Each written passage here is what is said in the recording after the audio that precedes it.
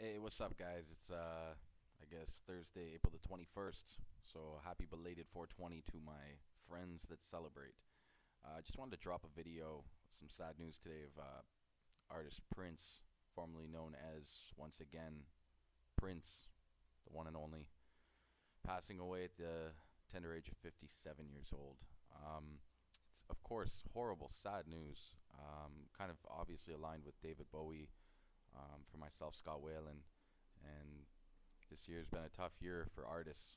We've lost some great musicians, some very talented people, and it's honestly hit me hard.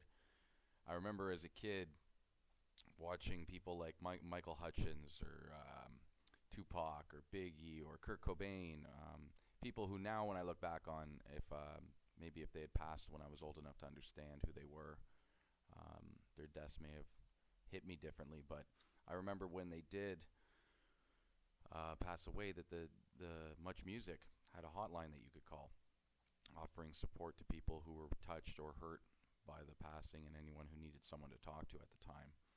And I thought it was laughable. Like who's connected to a person? Like, yes, we listen to their music, but how are we possibly connected to a level that we could be emotionally distraught or need assistance in such a time? Like, aren't those emotions reserved for only immediate members of family or people you've had at least contact with, right? Um, but as I get older, I see that that's not necessarily true. I find myself more emotionally affected by the loss of an artist that I'm connected to than some of the people I've known. And yeah, so rest in peace, Prince. Rest in peace, Scott. Rest in peace, David. And all the artists out there that are doing your thing, thank you. We really do appreciate it. You help our days go by.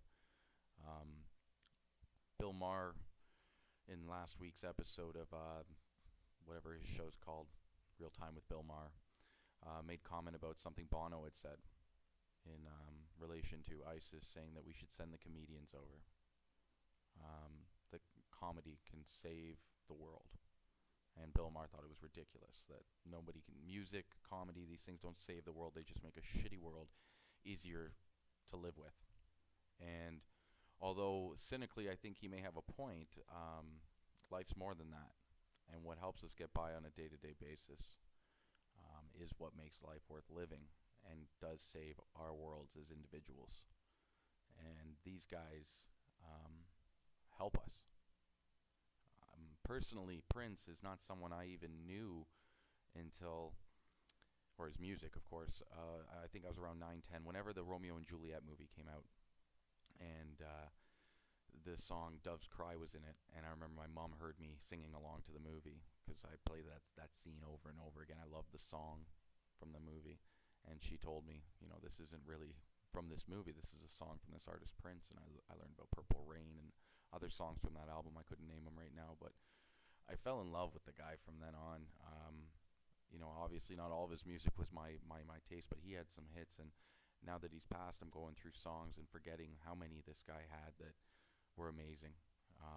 He's just, I know he touched others in more ways than I'll ever feel connected to him, but even in the few songs that I do have of his or remember or keep deep inside me of his, they are connected. They're songs that I wake up and they're in my head, and I hum them throughout the day.